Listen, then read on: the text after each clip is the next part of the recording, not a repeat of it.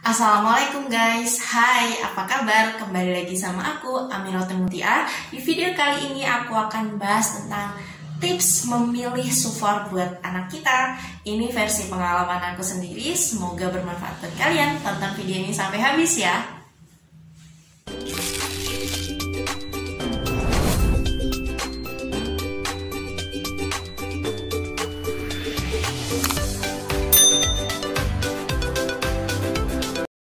Nah, kalau teman-teman lihat video aku sebelumnya, aku itu sempat galau kayak aku memutuskan Sanum itu dikasih support atau full ASI selama 2 tahun.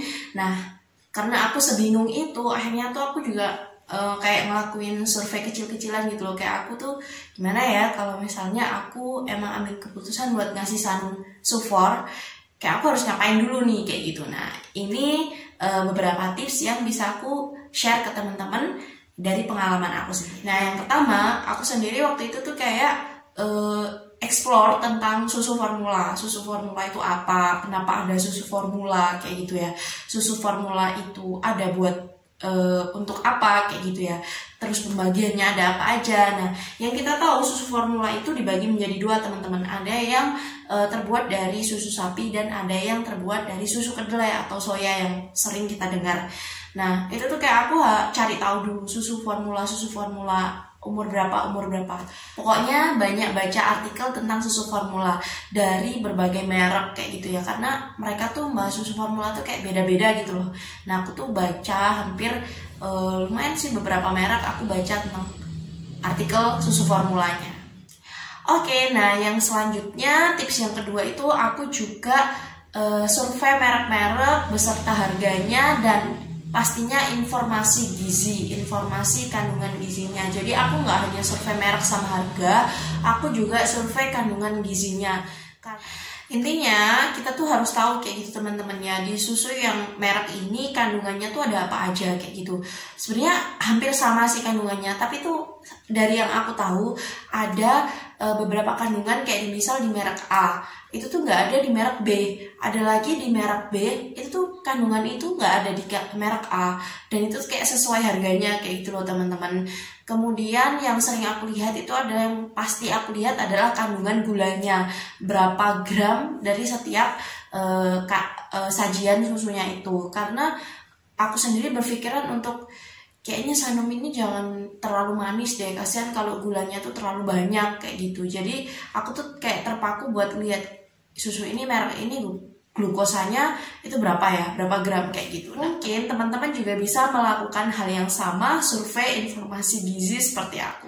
Oke, untuk tips yang ketiga, aku itu juga pertama kali beli untuk akhirnya nyobain sufor buat Sanum itu nggak langsung yang ukuran besar. Jadi aku tuh coba yang ukuran 200 gram dulu. Aku coba beberapa kali di Sanum, apakah dia cocok, karena setiap anak itu beda teman-teman ya. Ada yang dia itu nggak cocok sama susu sapi karena mungkin sebelumnya dia juga udah ASI kayak gitu, terus tiba-tiba susu sapi kan ada yang alergi kayak gitu, mungkin ada reaksi jadi mohon maaf jadi pupnya encer, mencret kayak gitu, atau dia jadi muncul ruam-ruam, itu beda-beda teman-teman.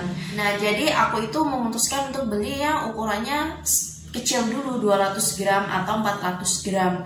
Mungkin teman-teman juga bisa coba seperti itu, karena waktu itu aku memang kayak mau lihat ini Sanum cocok gak ya, dia nolak gak ya kalau dikasih susu kayak gini. Biasanya dia susu ASI kan rasanya pasti beda.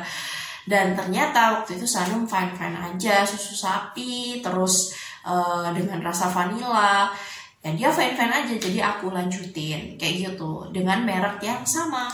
Oke, untuk tips yang keempat, teman-teman harus rubah mindsetnya bahwa untuk memberikan susu formula yang terbaik untuk anak kita itu tidak selalu yang mahal. Karena kembalikan lagi ke anaknya, nggak semua anak itu cocok dengan sesuatu yang mahal kayak gitu ya. Misal ya itu tadi, bisa jadi ketika dia dikasih dengan merek yang harganya mahal, justru dia nggak cocok, mungkin karena kandungannya ada protein sapinya yang terlalu tinggi atau apalah, aku juga kurang paham ya. Intinya disesuaikan aja lah sama kondisi anak-anak dari kalian kayak gitu. Nah, untuk tips yang terakhir atau tips yang kelima, teman-teman harus menghindari persepsi bahwa susu formula itu adalah pengganti makan. No, teman-teman ya. Susu formula itu adalah gizi tambahan untuk anak kita. Jadi bukan gantinya makan. Makan ya harus tetap makan kayak gitu ya. Kita harus tetap kasih asupan makan 3 kali sehari dengan gizi yang cukup. Ya karbohidrat, ya sayur, ya protein hewani, ya protein nabati kayak gitu ya. Ya lemak tambahan. Nah, susu formula ini adalah kayak gizi tambahan kayak gitu loh teman-teman. Jadi bukan yang anakku susah makan nih, aku kasih susu formula aja biar dia tambah gemuk. Ada persepsi kayak gitu juga ya. Jadi untuk menambah berat badan akhirnya dikasih susu formula yang banyak. Nah, itu salah banget teman-teman ya. Kayak aku sendiri juga harus memangkas, kayak mengekat persepsi itu. Nggak boleh kita punya persepsi kalau susu formula itu adalah pengganti makan. Oke, segitu dulu teman-teman video dari aku. Tips memilih susu formula berdasarkan pengalaman aku. Semoga ini bermanfaat buat teman-teman semuanya. Jangan lupa bersyukur hari ini. Terima kasih dan sampai jumpa di video selanjutnya.